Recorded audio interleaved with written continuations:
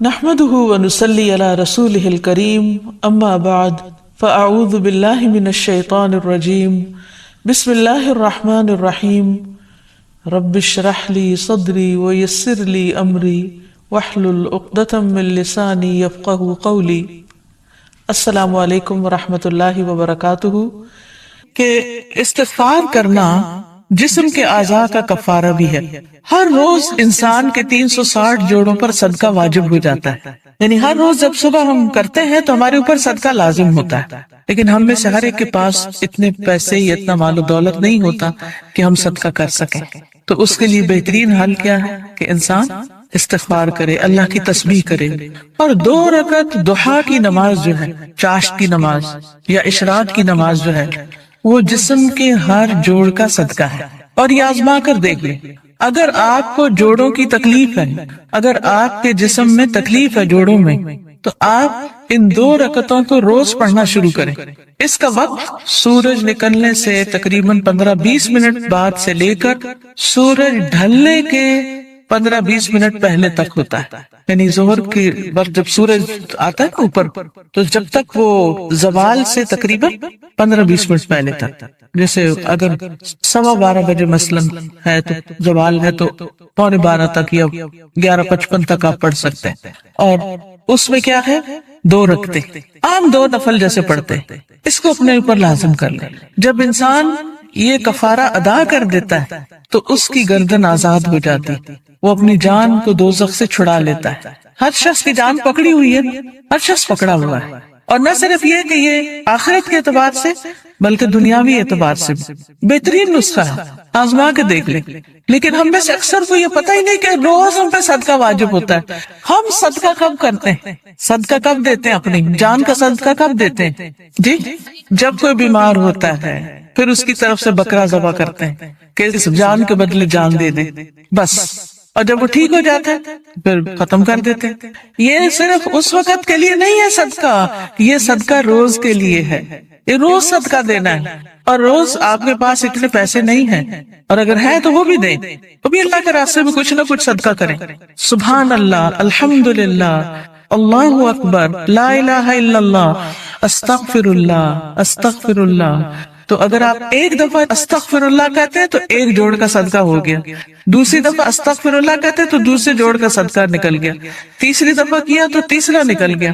تو جتنی دفعہ استغفر اللہ کہیں گے اتنے جوڑوں کا صدقہ ہوتا جائے گا۔ کبھی ایسا بھی ہوتا ہے نا کہ انسان کو وقت نہیں ملتا، یا وہ سفر کر رہا ہوتا ہے، یا کبھی کوئی مجبوری ہو جاتی ہے کہ انسان نہیں پڑھ سکتا، تو پھر کیا کرے، ذکر کی کثرت کر دیں، استغفار کی کثرت کر دیں۔ پھر اسی طرح استغفار کو بیماریوں کا علاج بتایا گیا، جیسے میں نے ابھی کہا نا کہ اگر آپ چاہتے ہیں کہ آپ کے جوڑوں کی تکلیف دور ہو جائے تو جوڑوں کا صدقہ دیا کرے روز۔ اور جوڑوں کا صدقہ روز کیا ہے، 2 نفل اشراق یا چاشت یا ضحیٰ کے۔ اصل میں بہت سے لوگ کنفیوز ہوتے ہیں کہ اشراق اور ضحیٰ اور چاشت یہ کیا ہے، یہ ایک ہی نماز ہے، جیسے تراویح اور قیام اللیل یہ ایک ہی نماز ہے۔ اگر آپ جلدی پڑھیں گے تو اس کو اشراق کہتے ہیں۔ اشراق اس لیے کہتے ہیں کہ ابھی سورج مشرق سے طلوع ہوا ہے اور اس کے تھوڑی دیر بعد 15-20 منٹ بعد آپ نے نماز پڑھ لی۔ جب سورج اچھی طرح چمک جائے تو پھر اس کو ضحیٰ کہتے ہیں، چاشت کا وقت کہتے ہیں۔ ضحیٰ عربی میں کہتے ہیں اور اردو میں چاشت کہتے ہیں۔ اور تھوڑا اور بعد میں پڑھے تو اس کے لیے صلاۃ الاوابین بھی کہتے ہیں اسے۔ اور نبی صلی اللہ علیہ وسلم سے 2 سے لے کے 8 رکعتیں ثابت ہیں، چاہے 2 پڑھیں، چاہے 4 پڑھیں، چاہے 6 پڑھیں، چاہے 8 پڑھیں، جو آپ کا دل کر، لیکن کم از کم 2 ضرور پڑھیں۔ پھر اسی طرح استغفار بیماریوں کا علاج ہے۔ اگر کسی کو مثلا ہارٹ پرابلم ہے یا کوئی اور اسی طرح کی کوئی بیماریاں ہیں اس کو، تو اس کے لیے بھی استغفار ہے۔ قتادہ کہتے ہیں کہ یہ قرآن تمہیں تمہاری بیماری اور علاج بتاتا ہے، یعنی قرآن کے ذریعے تمہیں بیماریاں بھی پتہ چلتی ہیں، بیماریوں سے مراد یہاں روحانی بیماریاں اور خاص طور پر ذہنی پریشانیاں اور جذباتی اور دلی پریشانیاں، اور پھر اس کا علاج بھی بتاتا ہے۔ یعنی قرآن شفا ہے۔ قرآن مجید میں آتا ہے شفاء لما فی الصدور، کہ قرآن میں سینوں کے اندر جو ہے یعنی دل ہے ان کے لیے شفا ہے۔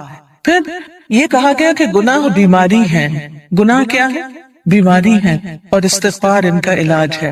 پھر اسی طرح جو شخص استغفار کرتا ہے اسے فرشتوں کی دعائیں ملتی ہیں۔ قرآن مجید میں سورۃ الغافر میں آتا ہے الذین یحملون العرش ومن حولہ یسبحون بحمد ربہم ویؤمنون بہ ویستغفرون للذین آمنوا ربنا وسعت کل شیء رحمۃ وعلما فاغفر للذین تابوا واتبعوا سبیلک وقہم عذاب الجحیم.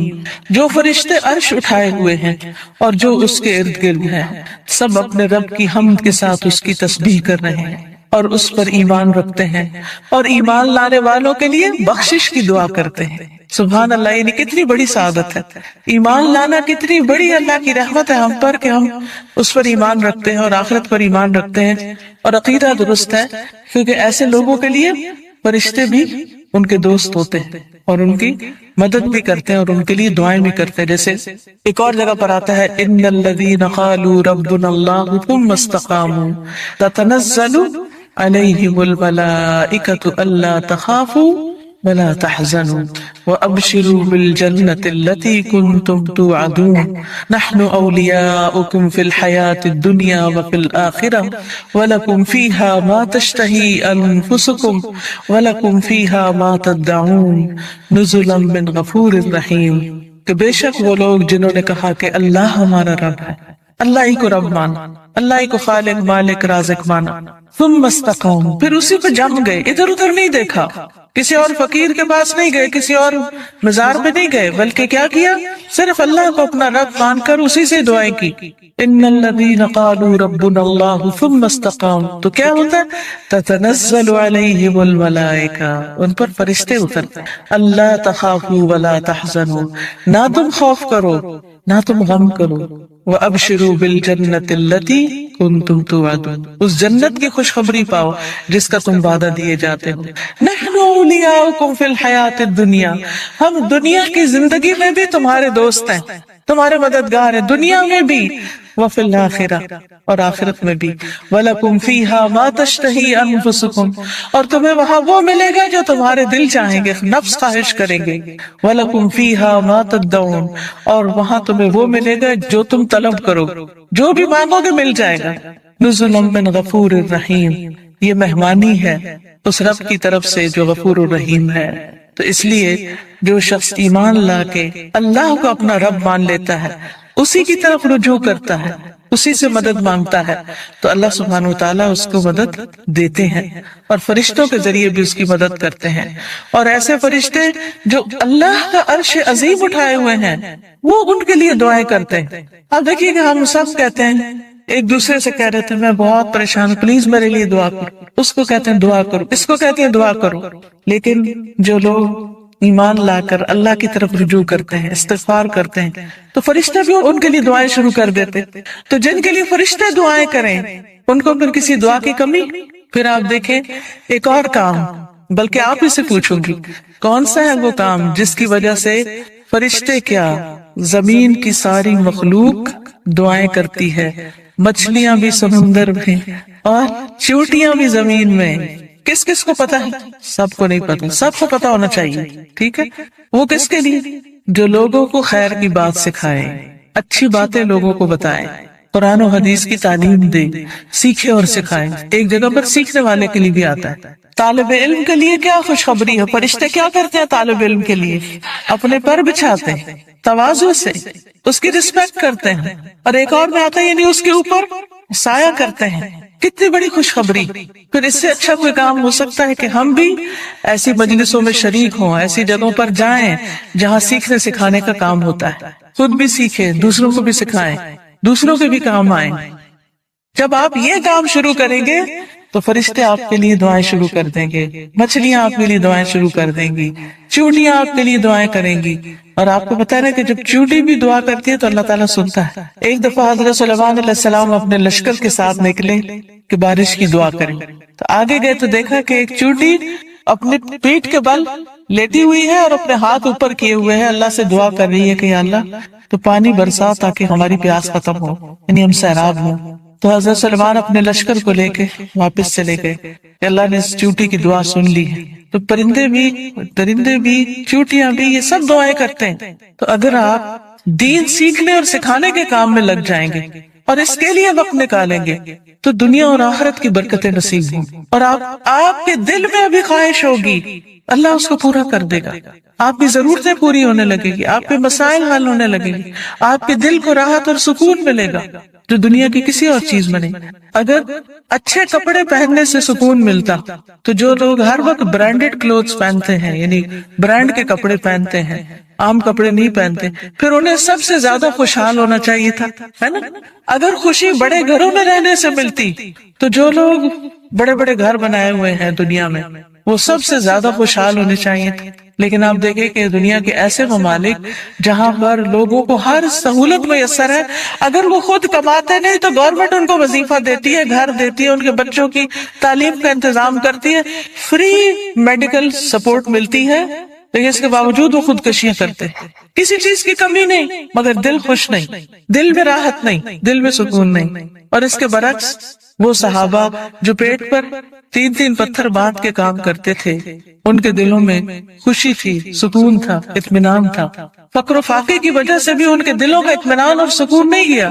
آج اگر ہمیں تھوڑی سی بھی کمی ہو تو ہم پریشان ہو جاتے ہیں، کسی بھی چیز کی کمی لگتی تو ہم پریشان ہو جاتے ہیں، یا پتہ نہیں کیا بنے، کیا ہوگا ہمارا۔ تو جو شخص اللہ کے راستے پر نکل آتا ہے، فرشتے اس کے لیے دعا کرتے ہیں۔ فرمایا جو فرشتے عرش اٹھائے ہوئے ہیں اور جو اس کے ارد گرد ہیں، سب اپنے رب کی حمد کے ساتھ اس کی تسبیح کرتے ہیں اور اس پر ایمان رکھتے ہیں، ایمان والوں کے لیے بخشش طلب کرتے ہیں اور کہتے ہیں اے ہمارے رب، تو نے اپنی رحمت اور علم سے ہر چیز کا احاطہ کر رکھا ہے، لہٰذا جن لوگوں نے توبہ کی اور تیری راہ کی پیروی کی تو انہیں بخش دے اور دوزخ کے عذاب سے بچا لے۔ یہ فرشتوں کی دعائیں، لیکن یہ دعا کس کے لیے کرتے ہیں؟ توبہ کرنے والوں کے لیے، استغفار کرنے والوں کے لیے۔ پھر آخرت میں استغفار کرنے والوں کے درجات بلند ہوں گے، صرف اپنے لیے نہیں، اگر کوئی اپنے ماں باپ کے لیے بھی استغفار کرتا ہے، ان کی بخشش کی دعا کرتا ہے تو ان کے درجے بھی بلند ہوتے ہیں۔ مسند احمد کی روایت میں آتا ہے رسول اللہ صلی اللہ علیہ وسلم نے فرمایا بے شک اللہ عز و جل جنت میں ایک نیک آدمی کے درجات کو بلند کرتا ہے، تو وہ پوچھتا ہے کہ اے میرے رب، میرے یہ درجات کہاں سے بلند ہوئے؟ اللہ تعالیٰ فرماتا ہے تیرے حق میں تیری اولاد کی استغفار کی وجہ سے، کہ تیرے پیچھے تیرے بچے تیرے لیے بخشش مانگ رہے ہیں۔ کیا ہم سب اپنے والدین کے لیے روز بخشش کی دعا کرتے؟ تو پھر ہم اپنی اولاد سے کیا توقع رکھتے ہیں کہ وہ ہمارے لیے کریں؟ ہاں، جو لوگ نماز پابندی سے پڑھتے ہیں وہ ضرور کرتے ہیں۔ کیسے؟ ربنا اغفر لی ولوالدی وللمؤمنین یوم یقوم الحساب۔ بس ضرورت اس چیز کی ہے کہ ہم توجہ کے ساتھ کو دعا پڑھیں گے، نہیں کہ دھیان کہیں اور، ربنا اغفر لی ولوالدی وللمؤمنین جلدی جلدی جلدی، نہ، آہستہ آہستہ اور مانگ کے اللہ سے۔ اللہ ہمیں اس کی توفیق عطا فرمائے اور ہمارے بچوں کو ہمارے حق میں صدقہ جاریہ بنائے۔ پھر اسی طرح جن لوگوں کے نامہ اعمال میں استغفار زیادہ ہوگا وہ بہت خوش ہوگے، انہیں نہایت خوشی نصیب ہوگی۔ نبی صلی اللہ علیہ وسلم نے فرمایا جو شخص یہ بات پسند کرتا ہے کہ اس کا نامہ اعمال اسے خوش کر دے، یعنی وہ اپنی کتاب دیکھے اور خوش ہو جائے، تو اسے چاہیے کہ وہ کثرت سے استغفار کیا کرے، کیونکہ اس سے کیا ہوگا؟ ساری وہ چیزیں مٹ جائے گی جو اس کے لیے پریشانی کا باعث ہوں گی۔ مثلا آپ کچھ لکھتے ہیں اور لکھنے میں غلطی ہو جاتی ہے، پھر آپ کیا کرتے ہیں؟ اس اریز کرتے ہیں، کبھی کیا کرتے ہیں؟ اوپر وائٹو لگا دیتے۔ تو استغفار کا مطلب ڈھانپ دینا، یعنی غلطیاں نظر نہ آئیں۔ ہم سب غلطیاں کرتے ہیں، لیکن استغفار کرتے ہیں تو جو غلطیاں وہ مٹتی چلی جاتی، ختم ہوتی چلی جاتی، اور نامہ اعمال بہترین ہوتا جاتا ہے۔ اور قیامت کے دن انسان اپنا نامہ اعمال دیکھے گا تو اس میں بس اچھائیاں ہی اچھائیاں ہوں گی، کیونکہ برائیاں تو ساری توبہ سے صاف ہو گئیں۔ تو اس وقت انسان کتنا خوش ہوگا۔ مثلا آپ کے ٹیچر آپ کو پرچہ واپس کرے اور 100/100 نمبر ہوں تو آپ کی خوشی کا کیا ٹھکانا ہوگا؟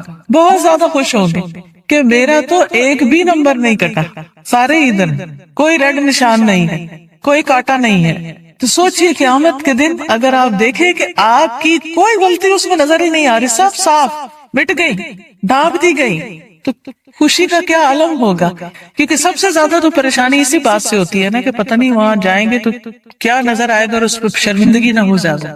پھر اسی طرح عبداللہ بن بصر کی روایت ہے کہ نبی صلی اللہ علیہ وسلم نے فرمایا مبارک ہو اس کو جو اپنے نامہ اعمال میں کثرت سے استغفار پائے، کہ بہت زیادہ استغفار ہے اس میں. پھر اسی طرح استغفار جنت میں داخلے کا ذریعہ ہے. اللہ تعالیٰ فرماتے ہیں یا ایھا الذین آمنوا توبوا الی اللہ توبۃ نصوحا عسى ربکم ان یکفر عنکم سیئاتکم ویدخلکم جنات تجری من تحتها الانہار. اے لوگو جو ایمان لائے ہو، اللہ کی طرف توبہ کرو، خالص توبہ، سچی توبہ، پکی توبہ، صحیح والی توبہ. قریب ہے کہ تمہارا رب تم سے تمہاری برائیاں دور کر دے اور تمہیں ایسے باغوں میں داخل کرے جن کے نیچے نہریں بہتی ہوں. یعنی غلطیوں کی معافی ہو جائے تو جنت کے راستے آسان ہو جائیں گے، اور اس کے لیے معافی مانگنی ہوگی، استغفار کرنا ہوگا. پھر اسی طرح جہنم سے بچنے کا ذریعہ بھی استغفار ہے، کیونکہ کچھ لوگ جہنم میں ڈالے جائیں گے تاکہ ان کو ان کی غلطیوں کی سزا ملے. جب وہ سزا بھگت لیں گے پھر نکال کے جنت میں بھیجے جائیں گے. اس وقت بھی آپ کو گرمی لگ رہی ہوگی تو دل گھبرا رہا ہوگا. یہ تو وقتی گرمی، اور ایسی بھی نہیں کہ جس سے انسان کو بہت تکلیف. ٹھیک ہے انکمفرٹیبل ہوتا ہے انسان، وہ الگ بات ہے، لیکن اس میں بھی انسان کیا چاہتا ہے کہ فوراً ہوا میں نکلے، تازہ ہوا میں، اور فریش ہو. کہاں آگ میں ہو انسان. ہم میں سے کس کے اندر ہمت ہے کہ وہ آگ کو برداشت کرے؟ کیا کسی کمرے میں، کسی گھر میں، کسی جگہ آگ لگی ہوئی ہو، آپ اس کے اندر جانا پسند کریں گے؟ دور سے بھاگیں گے، دھواں دیکھ کے بھی اس طرف نہیں جائیں گے کہ کہیں وہ آگ پھیل کے مجھ تک نہ آ جائے. تو قیامت کے دن ہم میں سے کوئی بھی نہیں جانا چاہے گا. اور اس کا طریقہ کیا ہے؟ پھر ہم دنیا میں ہی کثرت سے استغفار کر لیں، دنیا میں ہی معافی مانگ لیں تاکہ جہنم میں جانے سے بچ جائیں. اور اگر معافی نہیں مانگتے تو لا الہ الا اللہ پڑھنے کی وجہ سے جنت میں تو انشاءاللہ جائیں گے، لیکن سزا بھگت، اور وہ سزا بہت سخت ہے، اور نہیں پتا کہ کتنے عرصے کے لیے مل جائے، کیونکہ ہر ایک کی جیل کا وقت جو ہے مخصوص ہوتا ہے. رسول اللہ صلی اللہ علیہ وسلم نے فرمایا اے عورتوں کے گروہ، عورتوں سے خطاب ہے ہم سب سے، اے عورتوں کے گروہ صدقہ کرتی رہا کرو اور کثرت سے استغفار کرتی رہا کرو، کیونکہ میں نے دوزخ میں جانے والوں میں سے زیادہ تر عورتوں کو دیکھا ہے. دوزخ کی اکثر آبادی عورتوں پر مشتمل. ان عورتوں میں سے ایک عقل مند عورت نے عرض کیا کہ ہماری کثرت سے دوزخ میں جانے کی وجہ کیا ہے؟ عورتیں کیوں زیادہ ہوں گی جہنم میں؟ آپ نے فرمایا تم لعنت کثرت سے کرتی، دوسروں کو برا بھلا کثرت سے کرتی، گالی گلوچ، اس کو برا بھلا کہہ، اس کی غیبت کر، اس کے اوپر الزام لگا، یہ کر وہ کر، یعنی غلط چیزوں میں زبان کا استعمال ہونا، اور اپنے خامند کی ناشکری کرتی. اس کا کوئی احسان یاد نہیں رکھتے، اس کی کوئی اچھائی یاد نہیں رہتی.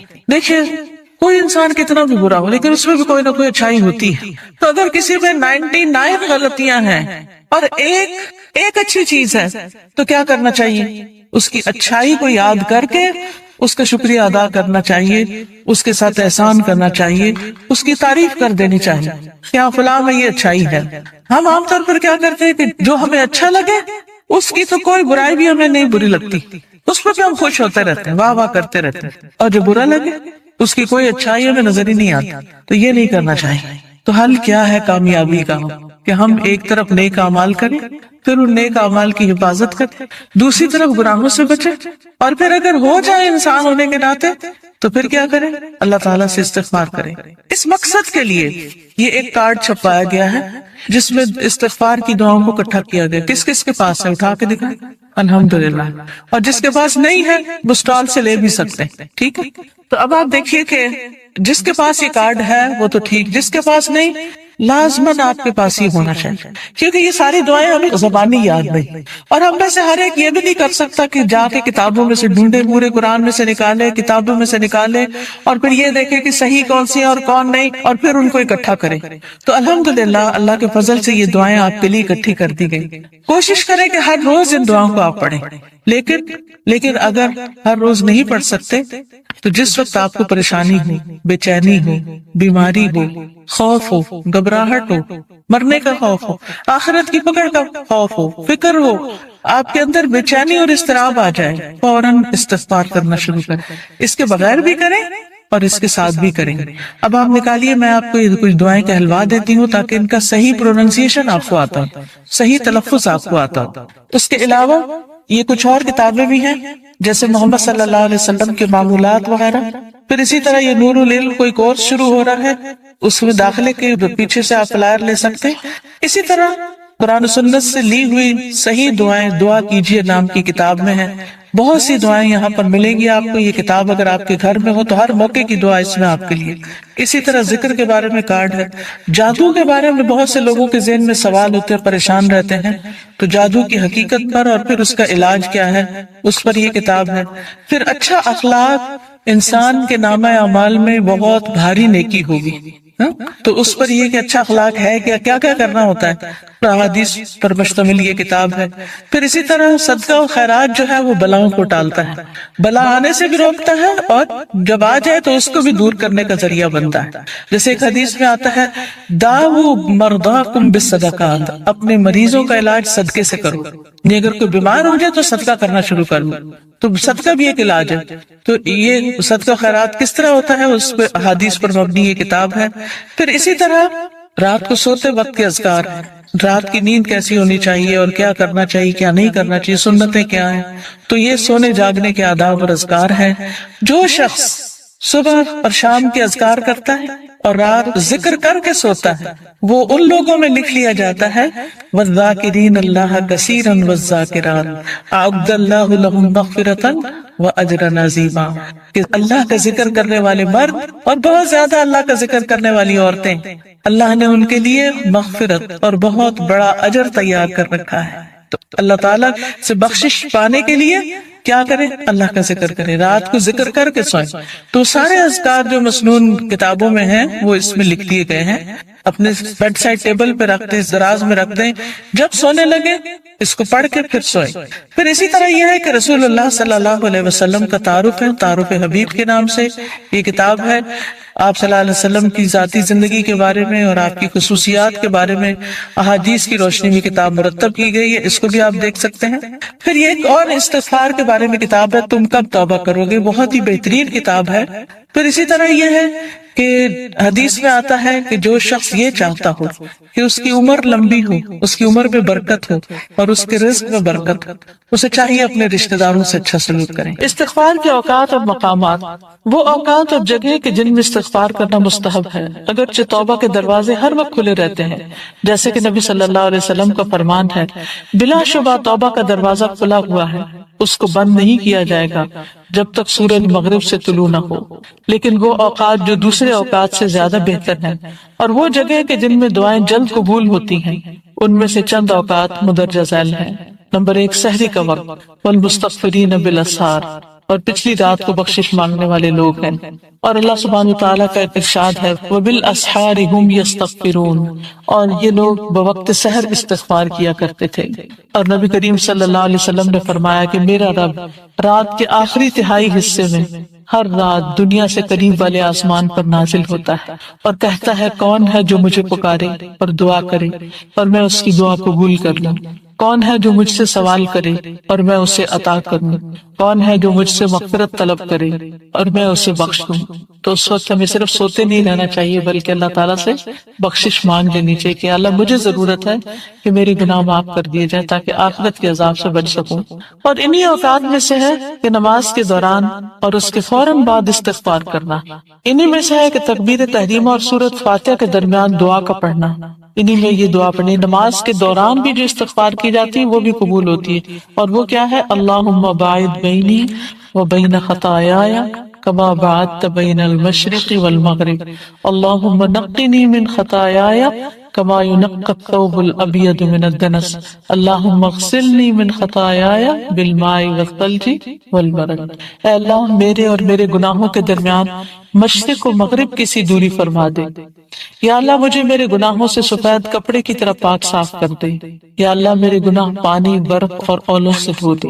اور استفتاح کی دعاؤں میں سے ایک یہ بھی ہے جسے بڑا استغفار کہا جاتا ہے، جو صحیح مسلم میں حضرت علی سے مروی ہے کہ جب نبی کریم صلی اللہ علیہ وسلم نماز کے لیے کھڑے ہوتے تو یہ کہتے تھے وجہت وجہی للذی فطر السماوات والارض حنیفا وما انا من المشرکین، یعنی یہ نماز ہے اور جو سبحانک اللہ پڑھتے ہیں نا اللہ اکبر، یہاں پر پڑھنے والی دعا ہے، یہ استفتاح کی دعا ہے۔ ان صلاتی و نسکی و محیای و مماتی للہ رب العالمین لا شریک لہ وبذلک امرت وانا اول المسلمین اللہم انت الملک لا الہ الا انت ربی وانا عبدک ظلمت نفسی واعترفت بذنبی فاغفر لی ذنوبی جمیعا انه لا يغفر الذنوب الا انت واهدني لاحسن الاخلاق لا يهدي لاحسنها الا انت واصرف عني سيئها لا يصرف عني سيئها الا انت لبيك وسعديك والخير كله بيديك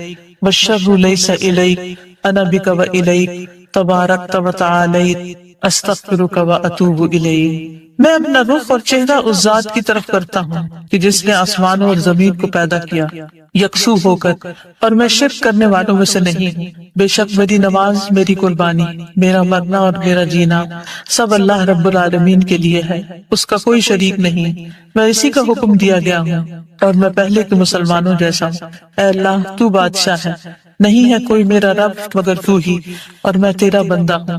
میں نے اپنے نفس پر ظلم کیا ہے اور میں اپنے گناہ کا اعتراف کرتا ہوں، بس تو میرے گناہوں کو معاف فرما دے، تیرے سوا کوئی دوسرا گناہوں کو بخشنے والا نہیں ہے، اور مجھے اچھے اخلاق کی رہنمائی کر، تیرے سوا کوئی دوسرا اچھے اخلاق کی رہنمائی نہیں کر سکتا، اور برے اخلاق کو مجھ سے پھیر دے اور دور کر دے، تیرے علاوہ کوئی دوسرا اس کو دور نہیں کر سکتا۔ اے اللہ میں تیری خدمت کے لیے بار بار حاضر ہوں، ساری بھلائی تیرے ہاتھوں میں ہے اور برائی تیری طرف سے نہیں ہے، میں تیری طرف رجوع کرتا ہوں، تیری ذات بابرکت اور بلند ہے، میں تجھ سے بخشش مانگتا اور توبہ کرتا ہوں۔ پھر تشہد اور سلام پھیرنے کے درمیان آخر میں دعا پڑھے، یعنی التحیات میں سلام پھیرنے سے پہلے کی جو دعائیں ہیں عام طور پہ ہم ایک ہی دعا پڑھتے ہیں، کون سی؟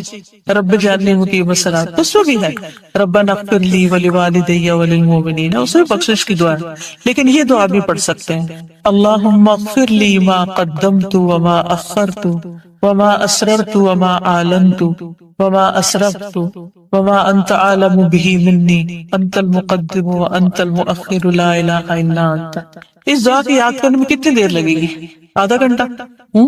یہ کتاب اسی لیے آپ کو دی گئی ہے، یہ بھی ہو سکتا تھا میں زبانی یہ چند چیزیں نوٹ کر کے آپ کو لیکچر دے دی تھی، آپ سن کر گھر چلے جاتے، لیکن کتاب پڑھنے کا مقصد یہ ہے کہ یہ چیزیں بعد میں بھی آپ کے پاس رہ جائیں۔ آپ یہ کر سکتے ہیں کہ یہ نشان لگا لیں اور اس کو ایک ٹارگٹ رکھیں، دن میں 15 منٹ تو اس کے لیے نکال ہی سکتے ہیں، اور ان دعاؤں کو ایک ایک کر کے یاد کر لیں اور نمازوں کو خوبصورت بنائیں، یعنی آپ کی نمازوں میں ایک نئی روح پیدا ہو جائے گی اگر نئی دعائیں اس پہ ایڈ ہو گئی۔ وہ بچپن سے بس جو رٹا ہوا ہم نے ایک وظیفہ شروع کیا ہوا ہے، بس وہ اللہ اکبر کرتے ہیں، وظیفہ پڑھ کے بند کر دیتے ہیں، سوچتے بھی نہیں کہ پڑھا کیا، پوری نماز پڑھ جاتے ہیں اور ہمیں اس کو غور نہیں کرتے۔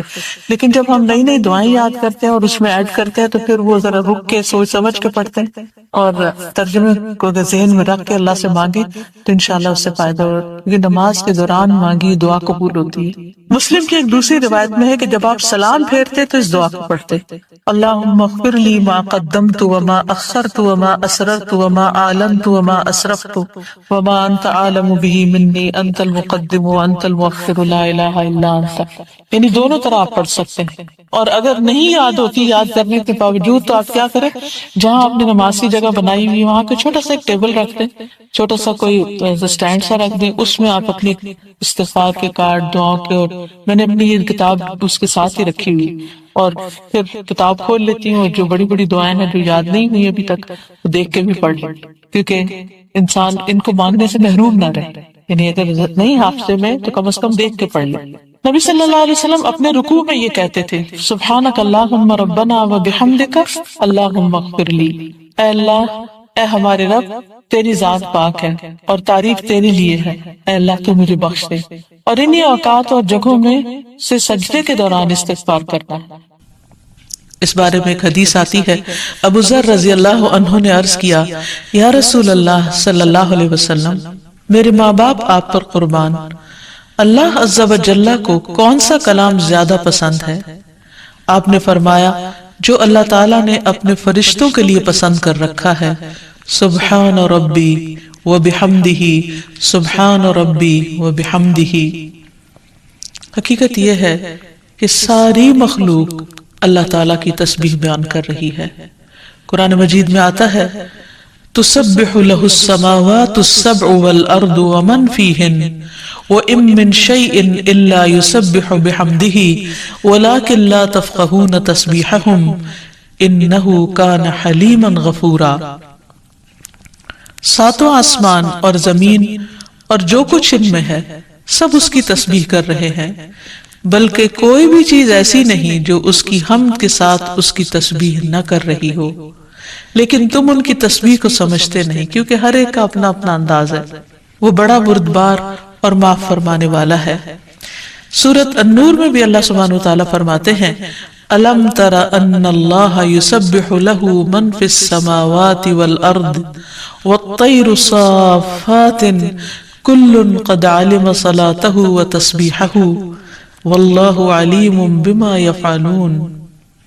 کیا تم دیکھتے نہیں کہ آسمانوں اور زمین میں جو کچھ ہے اور فضا میں پر پھیلائے ہوئے پرندے سبھی کے سب یہ اللہ کی تسبیح کر رہے ہیں۔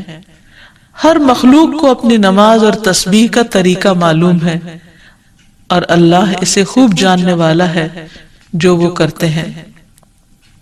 بہت ہی خوبصورت آیت ہے جس سے یہ پتہ چلتا ہے کہ نمبر ایک، ساری مخلوق تسبیح کر رہی ہے، سب اللہ کے ذکر میں مشغول ہیں، ایک ذرے سے لے کر بڑے بڑے ستارے اور سیارے۔ اور پھر خصوصاً پرندوں کی بات کی گئی، یعنی زمین اور آسمان کی مخلوق تو کر ہی رہی ہے تسبیح، لیکن ان دونوں کے درمیان جو پرندے اڑتے ہوئے نظر آ رہے ہیں اور بعض اوقات صفوں کی شکل میں، یعنی صف باندھے ہوئے یا پر پھیلاتے ہوئے اور سکیڑتے ہوئے یا اڑتے ہوئے، سب مل کر یا اکیلے اکیلے، یہ سب اللہ سبحانہ وتعالیٰ کی پاکی بیان کرتے ہیں۔ ویسے بھی آپ نے دیکھا ہوگا کہ صبح اور شام کے اوقات میں بڑے بڑے درختوں پر بیٹھے ہوئے ہزاروں کی تعداد میں پرندے یک زبان ہو کر اللہ سبحانہ وتعالیٰ کی تسبیح کر رہے ہوتے ہیں، ذکر کر رہے ہوتے ہیں۔ فرمایا یہ سب اللہ کی تسبیح کرتے ہیں۔ تیسری بات یہ فرمائی گئی کہ ہر مخلوق کو اپنی نماز اور تسبیح کا طریقہ معلوم ہے۔ کس قدر دلچسپ اور خوبصورت بات ہے کہ پرندہ ہو یا چیونٹی ہو یا کوئی بڑے سے بڑا جانور ہو یا ستارہ اور سیارہ ہو، ہر ایک کو تسبیح بھی معلوم ہے، یعنی اللہ کا ذکر کیسے کرنا ہے، اور یہ بھی معلوم ہے کہ اس کا کام کیا ہے، وہ کیوں پیدا کیا گیا ہے، یعنی اس کو اپنے مقصد زندگی کا بھی معلوم ہے، اور پھر اللہ تعالیٰ کی عبادت اور اطاعت کے طریقے کیا ہیں، اس کے لیے کون سی راہیں مقرر کر دی گئی ہیں، یہ بھی اس کو خوب معلوم ہے۔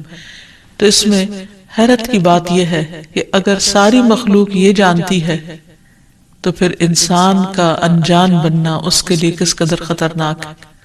اللہ تعالیٰ نے سب کچھ انسان کے لیے پیدا کیا اور وہ ساری چیزیں انسان کی خدمت میں خوب لگی ہوئی ہیں، لیکن انسان کو جس کے لیے پیدا کیا گیا، انسان اس مقصد کو بھول گیا اور اپنے رب سے غافل ہو گیا۔ تو اس لیے اگر ہم تسبیح نہیں کریں گے تو ہم ساری کائنات سے الگ ہو جائیں گے۔ وہ سب تو اللہ کے وفادار، فرمانبردار، تسبیح گزار، اور ہم اللہ سے غافل، یہ دل کیسے گوارا کر سکتا ہے؟ اس لیے زیادہ سے زیادہ اللہ سبحانہ وتعالیٰ کی تسبیح کرنی چاہیے۔ ایک حدیث سے یہ بھی پتہ چلتا ہے کہ چیونٹیاں بھی اللہ کی تسبیح کرتی ہیں۔ جب ایک موقع پر کسی نے چیونٹیوں کو جلا دیا تو اللہ سبحانہ وتعالیٰ نے ان سے یہی کہا کہ تم نے گروہوں میں سے ایک ایسے گروہ کو جلا دیا جو اللہ کی تسبیح بیان کرتا ہے، اور ویسے بھی آگ کا عذاب اللہ کے سوا کسی اور کو دینے کا حق نہیں۔ پھر اسی طرح جو کھانا ہم کھاتے ہیں وہ بھی اللہ کی تسبیح کرتا ہے۔ عبداللہ بن مسعود رضی اللہ عنہما بیان کرتے ہیں کہ ہم آپ صلی اللہ علیہ وسلم کے زمانے میں کھاتے وقت کھانے کی تسبیح سنتے تھے، یعنی نبی صلی اللہ علیہ وسلم سنوا سکتے تھے کہ کس طرح کھانا تسبیح کر رہا ہے۔ پھر اسی طرح فرشتے بھی اللہ تعالیٰ کی تسبیح کرتے ہیں، جس کا وہ اقرار خود کر رہے تھے کہ وَنَحْنُ نُسَبِّحُ بِحَمْدِكَ وَنُقَدِّسُ لَكَ، کہ ہم تیری حمد کے ساتھ تیری تسبیح کرتے ہیں اور تیری پاکی بیان کرتے ہیں۔ قرآن مجید میں سورۃ الشورى میں بھی آتا ہے وَالْمَلَائِكَةُ يُسَبِّحُونَ بِحَمْدِ رَبِّهِمْ، اور فرشتے اپنے رب کی حمد کے ساتھ اس کی تسبیح کرتے ہیں، یعنی تعریف بھی کرتے ہیں، تسبیح بھی کرتے ہیں۔ تسبیح کا مطلب ہوتا ہے اللہ تعالیٰ کو ہر عیب اور نقص سے پاک قرار دینا، اور حمد ہوتا ہے اللہ تعالیٰ کی تعریف بیان کرنا، یعنی اس کی خوبیوں پر اور اس کے کمالات پر اس کی تعریف کرنا۔ پھر اسی طرح وہ فرشتے جو عرش کو اٹھائے ہوئے ہیں وہ بھی اللہ تعالیٰ کی تسبیح کرتے رہتے ہیں۔ الذین یحملون العرش ومن حولہ یسبحون بحمد ربہم، جو فرشتے عرش اٹھائے ہوئے ہیں اور جو اس کے ارد گرد ہیں سب اپنے پروردگار کی حمد کے ساتھ اس کی تسبیح کرتے ہیں۔ ایک اور جگہ پر آتا ہے وَتَرَى الْمَلَائِكَةَ حَافِّينَ مِنْ حَوْلِ الْعَرْشِ يُسَبِّحُونَ بِحَمْدِ رَبِّهِمْ، نیز اس دن آپ دیکھیں گے یعنی قیامت کے دن کہ فرشتے عرش کے گرد حلقہ باندھے اپنے پروردگار کی تعریف کے ساتھ تسبیح کر رہے ہیں۔ پھر اسی طرح بعض مواقع پر جب وحی نازل ہوئی تو نزول وحی کے وقت حاملین عرش سے لے کر تمام انسانوں کے فرشتوں نے تسبیح کی، یعنی انسان کی ہدایت کے لیے اتنی بہترین کتاب اتاری جا رہی تھی۔ اور تسبیح فرشتوں کی خوراک بھی ہے، یعنی جیسے ہم انسان کھانا پینا کرتے ہیں اسی طرح فرشتوں کو کسی مادی چیز کے کھانے کی ضرورت نہیں ہوتی، وہ ان کی تسبیح جو ہے وہی خوراک ہے۔ اس بارے میں حضرت عائشہ کہتی ہیں کہ میں نے نبی صلی اللہ علیہ وسلم سے پوچھا کہ دجال کے زمانے میں ایمان والوں کا کھانا کیا ہوگا، یعنی اتنا فتنے کا دور ہوگا اور ہر شخص چھپ جائے گا اور چاہے گا کہ وہ اس فتنے سے بچ جائے، تو پھر وہ کیا کھائے گا؟ آپ نے فرمایا جو فرشتوں کا ہے، یعنی تسبیح، تکبیر، تحمید، تحلیل، یعنی اللہ تعالیٰ کی حمد و ثنا کرنا، اللہ کا ذکر کرنا۔ اور تسبیح کیوں نہ کی جائے؟ کیونکہ اللہ سبحانہ وتعالیٰ نے قرآن مجید میں اپنے حبیب محمد صلی اللہ علیہ وسلم کو بارہا تسبیح بیان کرنے کا حکم دیا ہے۔ فرمایا فَسَبِّحْ بِاسْمِ رَبِّكَ الْعَظِيمِ، سو اپنے بہت عظمت والے رب کے نام کی تسبیح کیا کریں۔ پھر ہے سبح اسم ربک الاعلی، اپنے رب کے نام کی تسبیح کریں جو سب سے بلند ہے۔ پھر ہے فسبح بحمد ربک وکن من الساجدین، پس اپنے رب کی حمد کے ساتھ تسبیح کریں اور سجدہ کرنے والوں میں سے ہو جائیں۔ پھر نبی صلی اللہ علیہ وسلم کو ایک اور جگہ پر صبح و شام اللہ تعالیٰ کی تسبیح کرنے کا حکم دیا گیا۔ سورۃ طٰہٰ میں اللہ تعالیٰ فرماتے ہیں فاصبر على ما يقولون وسبح بحمد ربك قبل طلوع الشمس وقبل غروبها ومن آناء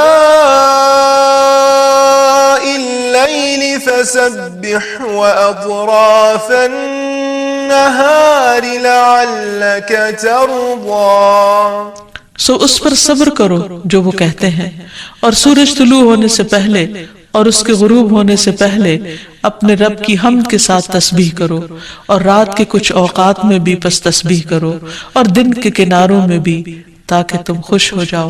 یعنی خوشی کا راز، اطمینان اور سکون کا راز اللہ تعالیٰ کی تسبیح کرنے میں ہے، جو ذکر کا ایک بہترین طریقہ ہے، اور یہ ایمان والوں کی علامت بھی ہے، کیونکہ قرآن مجید میں آتا ہے انما یؤمن بآیاتنا الذین اذا ذکروا بها خروا سجدا وسبحوا بحمد ربهم وهم لا يستكبرون، کہ ہماری آیات پر تو وہی لوگ ایمان رکھتے ہیں کہ جب انہیں ان کے ساتھ نصیحت کی جاتی ہے تو وہ سجدہ کرتے ہوئے گر پڑتے ہیں، یعنی جھک جاتے ہیں، اور اپنے رب کے حمد کے ساتھ اس کی تسبیح کرتے ہیں اور وہ تکبر نہیں کرتے۔ یعنی یہ ہوتی ہے مومن کی شان کہ وہ اللہ کی تعریف میں کھویا ہوتا ہے، اللہ کی پاکیزگی بیان کرتا ہے، وہ اپنے رب کی قدر کو پہچانتا ہے اور اپنے کوتاہیوں کو اور اپنی غلطیوں کو، اسی لیے وہ اللہ تعالیٰ کی پاکی بیان کرتا ہے اور اپنے قصور کا اعتراف کرتا ہے، اور اس کی زبان اللہ کے ذکر سے تر رہتی ہے۔ پھر اسی طرح یہ ہے کہ تسبیح تمام مخلوق کے رزق کی کنجی بھی ہے۔ اللہ کے نبی نوح علیہ السلام کی وفات کا وقت جب قریب آیا تو انہوں نے اپنے بیٹے سے فرمایا کہ میں تمہیں ایک وصیت کر رہا ہوں، سبحان اللہ و بحمدہ کا ورد کرتے رہنا، یہ ہر چیز کی نماز ہے، اس کے ذریعے مخلوق کو رزق ملتا ہے، تو جو شخص یہ چاہتا ہو کہ اس کے رزق میں کشادگی ہو اسے بھی کثرت کے ساتھ تسبیح کرنی چاہیے۔ جیسے اللہ تعالیٰ قرآن مجید میں حکم بھی دیتے ہیں یا ایہا الذین آمنوا اذکروا اللہ ذکرا کثیرا وسبحوہ بکرۃ واصیلا، اے ایمان والو اللہ کو بکثرت یاد کیا کرو اور صبح و شام اس کی تسبیح بیان کیا کرو. یعنی انسان کو خاص طور پر صبح اور شام کے اوقات میں تسبیح کرنی چاہیے، جس کی تفصیل احادیث میں ہمیں ملتی ہے.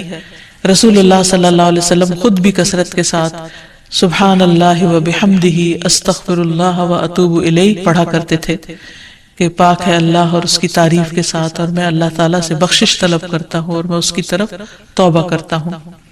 پھر اسی طرح تسبیح اہل جنت کی پکار بھی ہوگی، دعواہم فیہا سبحانک اللہم، کہ ان کی پکار وہاں ہوگی کہ اے اللہ تو پاک ہے ہر عیب سے، ہر کمی کوتاہی سے، ہر نقص سے، یعنی تو بے عیب ہے، منزہ ہے. اور یہ اللہ سبحانہ وتعالیٰ کو نہایت پسند ہے کہ اس کی کوئی مخلوق اس کی پاکی بیان کرے، کیونکہ وہ اس کا مستحق ہے، وہ ہے ہی پاک. پھر یہ ہے کہ اہل جنت بھی صبح و شام اللہ تعالیٰ کی تسبیح بیان کریں گے، اس لیے ضروری ہے کہ انسان یہ سلسلہ دنیا سے ہی شروع کر دے. اہل جنت کی تسبیح جو ہے وہ ان کے سانسوں میں جاری کر دی جائے گی. اور پھر جو لوگ اللہ تعالیٰ کی تسبیح نہیں کرتے وہ دراصل بد نصیب ہیں، کیونکہ وہ اتنی بڑی خیر سے محروم ہو رہے ہیں جو دنیا میں ان کے لیے سکون کا باعث ہے اور آخرت میں ان کے لیے رب کے قرب کا ذریعہ ہوگی. تسبیح کے لیے جو الفاظ استعمال ہوتے ہیں اس میں سبحان اللہ و بحمدہ، سبحان ربی الاعلی، سبحان ربی العظیم، یہ تمام کلمات جو ہیں یہ تسبیح کے ہیں. اس کے علاوہ ایک اور حدیث سے ہمیں پتہ چلتا ہے، سمرہ بن جندب کہتے ہیں کہ رسول اللہ صلی اللہ علیہ وسلم نے فرمایا اللہ کے نزدیک سب سے زیادہ محبوب کلمات 4 ہیں، سبحان اللہ والحمد للہ ولا الہ الا اللہ واللہ اکبر. اور تمہیں اس میں سے کسی بھی کلمے سے شروع کرنا نقصان نہ دے گا، یعنی پہلے الحمدللہ بھی کہہ سکتے ہیں یا سبحان اللہ پہلے کہہ سکتے ہیں، لیکن یہ اللہ تعالیٰ کے نہایت پسندیدہ ترین کلمات ہیں. پھر اسی طرح آپ صلی اللہ علیہ وسلم نے یہ بھی فرمایا کہ بے شک تم لوگ اللہ کی عظمت کا جو ذکر کرتے ہو، یعنی تسبیح، تہلیل، تحمید، جو الفاظ بھی کہتے ہو، وہ عرش کے ارد گرد چکر لگاتے ہیں. ان کی ایسی بنبناہٹ ہوتی ہے جیسے شہد کی مکھیوں کی بنبناہٹ. وہ اپنے کہنے والے کا ذکر اللہ کے ہاں کرتے ہیں. کیا تم نہیں چاہتے کہ اللہ کے ہاں تمہارا ذکر ہوتا رہے؟ تو اس سے پتہ چلتا ہے کہ انسان اگر یہ چاہتا ہے کہ اللہ سبحانہ وتعالیٰ کے ہاں اس کا ذکر ہو تو اس کو چاہیے کہ دنیا میں وہ کثرت کے ساتھ تسبیح کرے، کیونکہ تسبیحات کا پڑھنا تمام چیزوں سے بہتر ہے. ابو ہریرہ کی روایت میں آتا ہے کہ رسول اللہ صلی اللہ علیہ وسلم نے فرمایا سبحان اللہ والحمد للہ ولا الہ الا اللہ واللہ اکبر، کہ اللہ پاک ہے اور سب تعریفیں اسی کے لیے ہیں، اللہ کے سوا کوئی معبود نہیں اور اللہ سب سے بڑا ہے. یہ کہنا میرے نزدیک ہر اس چیز سے محبوب ہے جس پر سورج طلوع، یعنی بڑے بڑے سونے چاندی کے ڈھیر سے بھی زیادہ پسندیدہ تھا نبی صلی اللہ علیہ وسلم کے نزدیک ان کلمات کا ذکر کرنا، ورد کرتے رہنا. پھر اسی طرح یہ کلمات جو زبان پر بہت ہلکے ہیں اور میزان میں بہت بھاری ہیں اور الرحمن کو بہت ہی پیارے ہیں، وہ ہیں سبحان اللہ و بحمدہ، سبحان اللہ العظیم. پھر ایک بار تسبیح پڑھنے سے زمین و آسمان بھر جاتا ہے. رسول اللہ صلی اللہ علیہ وسلم نے فرمایا طہارت نصف ایمان کے برابر ہے، اور الحمدللہ کہنا میزان کو بھر دیتا ہے. سبحان اللہ اور الحمدللہ کہنے سے زمین و آسمان کے درمیانی فضا بھر جاتی، یعنی کتنا فاصلہ ہے زمین و آسمان کے بیچ کا. لیکن انسان کیا اس کے لیے بھی اس کو کچھ مشکل ہے کہ اللہ سبحانہ وتعالیٰ کی محبت کے ساتھ پاکی بیان کرے اور تسبیح کرے، جس کا ریوارڈ اتنا بڑا ہے اس کے لیے. آج دنیا میں انسان کو وہ نظر نہیں آتا، لیکن کل قیامت کو انسان ایک ایک نیکی کا محتاج ہوگا تو وہاں اس کو اس کی قدر آئے گی. اس لیے بہتر ہے کہ آج اپنے لیے انسان ذخیرہ اور سرمایہ اکٹھا کر لے. پھر اسی طرح انسان جب تسبیح کرتا ہے تو اس کے گناہ بھی مٹتے ہیں، یعنی ایک طرف اس کی نیکیوں میں اضافہ ہوتا ہے اور دوسری طرف اس کے گناہوں کو جھاڑنے کا ذریعہ بنتا ہے. انس رضی اللہ عنہ کہتے ہیں کہ رسول اللہ صلی اللہ علیہ وسلم ایک ایسے درخت کے پاس سے گزرے جس کے پتے سوکھ چکے تھے. آپ نے اس پر لاٹھی ماری تو اس کے پتے جھڑنے لگے. پھر آپ نے فرمایا الحمدللہ و سبحان اللہ ولا الہ الا اللہ واللہ اکبر سے اسی طرح گناہ جھڑتے ہیں جس طرح اس درخت کے پتے جھڑے ہیں۔ پھر اسی طرح یہ 100 اونٹوں سے افضل عمل ہے۔ نبی صلی اللہ علیہ وسلم نے فرمایا جس نے سورج طلوع ہونے اور اس کے غروب ہونے سے قبل 100 بار سبحان اللہ کہا تو یہ اس کے لیے 100 اونٹوں سے بہتر ہے۔ یعنی اتنی بڑی کمائی اور نیکیوں کا اتنا بڑا ذخیرہ ہے۔ پھر اسی طرح تسبیح کے کچھ اور کلمات ہیں کہ جن سے آسمان کے دروازے کھل جاتے ہیں۔ ابن عمر کہتے ہیں کہ ہم رسول اللہ صلی اللہ علیہ وسلم کے ساتھ نماز پڑھ رہے تھے کہ جماعت میں سے ایک آدمی نے کہا اللہ اکبر کبیرہ والحمد للہ کثیرا وسبحان اللہ بکرۃ واصیلا، تو رسول اللہ صلی اللہ علیہ وسلم نے فرمایا اس طرح کے کلمات کہنے والا کون ہے؟ جماعت میں سے ایک آدمی نے عرض کیا اے اللہ کے رسول میں ہوں۔ آپ نے فرمایا کہ مجھے تعجب ہوا کہ اس کے لیے آسمان کے دروازے کھولے گئے۔ ابن عمر فرماتے ہیں کہ میں نے ان کلمات کو پھر کبھی نہیں چھوڑا جب سے اس کے بارے میں میں نے رسول اللہ صلی اللہ علیہ وسلم کو یہ فرماتے ہوئے سنا کیا کہ اس شخص کے لیے آسمان کے دروازے کھول دیے گئے، یعنی ان کلمات کے پڑھنے کی وجہ سے۔ پھر تسبیحات کا پڑھنا جنت میں درخت لگانے کا سبب بنتا ہے۔ پھر اسی طرح انسان کے تمام جوڑوں کا صدقہ ہر روز اس پر واجب ہو جاتا ہے اور یہ تسبیحات اس کے لیے ہر جوڑ سے صدقے کا باعث بنتی ہیں۔ پھر یہ ہے کہ تسبیحات عمر میں اضافے کا ذریعہ بھی بنتی ہیں۔ نبی صلی اللہ علیہ وسلم نے فرمایا اللہ کے نزدیک اس مومن سے افضل کوئی نہیں جسے حالت اسلام میں لمبی عمر دی گئی ہو اس کی تسبیح و تکبیر اور تحلیل کی وجہ سے۔ پھر اسی طرح انسان کے لیے یہ تسبیحات محرومی سے بچاؤ کا ذریعہ بھی ہیں۔ رسول اللہ صلی اللہ علیہ وسلم نے فرمایا کچھ دعائیں ایسی ہیں جن کو 100 مرتبہ پڑھنے والا کبھی محروم نہیں ہوتا۔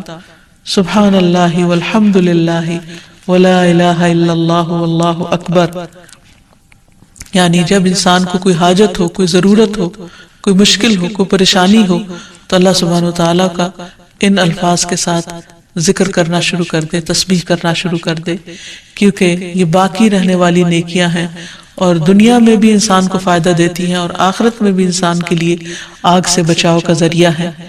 حدیث میں آتا ہے رسول اللہ صلی اللہ علیہ وسلم نے فرمایا اپنا بچاؤ حاصل کر لو۔ صحابہ نے عرض کیا اللہ کے رسول کیا دشمن آ گیا؟ آپ نے فرمایا نہیں، لیکن جہنم سے تمہارا بچاؤ سبحان اللہ والحمد للہ ولا الہ الا اللہ واللہ اکبر سے ہے، اور یہی کلمات باقیات صالحات ہیں۔ پھر اسی طرح دل کی گھٹن اور سینے کی تنگی کا علاج بھی تسبیح میں ہے۔ پریشانی، ڈر اور خوف کو دور کرنے کا ذریعہ بھی تسبیحات ہیں۔ تو ہر موقع کی مناسبت سے انسان کو تسبیح کرتے رہنا چاہیے۔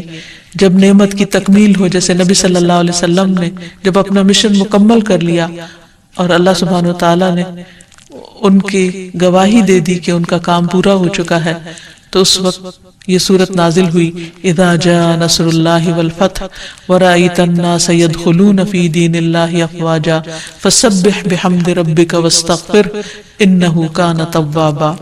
جب اللہ کی مدد اور فتح آ جائے اور تو لوگوں کو دیکھے کہ وہ اللہ کے دین میں فوج در فوج داخل ہو رہے ہیں تو اپنے رب کی حمد کے ساتھ تسبیح کرو اور اس سے بخشش مانگو، بے شک یقیناً وہ بڑا توبہ قبول کرنے والا ہے۔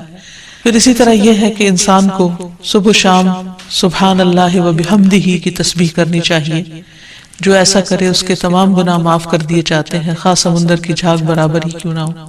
پھر خصوصاً فجر کے بعد انسان 3 بار یہ کلمات پڑھے سبحان اللہ و بحمدہ عدد خلقہ ورضا نفسہ وزنۃ عرشہ ومداد کلماتہ۔ اللہ کی تعریف اور اسی کی پاکی ہے، اس کی مخلوق کی تعداد کے برابر، اس کی رضا اور اس کے عرش کے وزن اور اس کے کلمات کی سیاہی کے برابر، یعنی اللہ سبحانہ وتعالیٰ کی تعریف ہر چیز سے زیادہ۔ پھر اسی طرح یہ ہے کہ فجر کے بعد اور عصر کے بعد خصوصی طور پر تسبیح کا وقت ہوتا ہے اور ساری مخلوق اس وقت تسبیح میں مشغول ہوتی ہے۔ پھر رکوع اور سجدوں میں اللہ تعالیٰ کی تسبیح بیان کرنی چاہیے۔ نماز کے بعد تسبیحات فاطمہ پڑھنی چاہیے۔ سوتے وقت وہ تسبیحات پڑھنی چاہیے جو نبی صلی اللہ علیہ وسلم نے حضرت فاطمہ کو سکھائی۔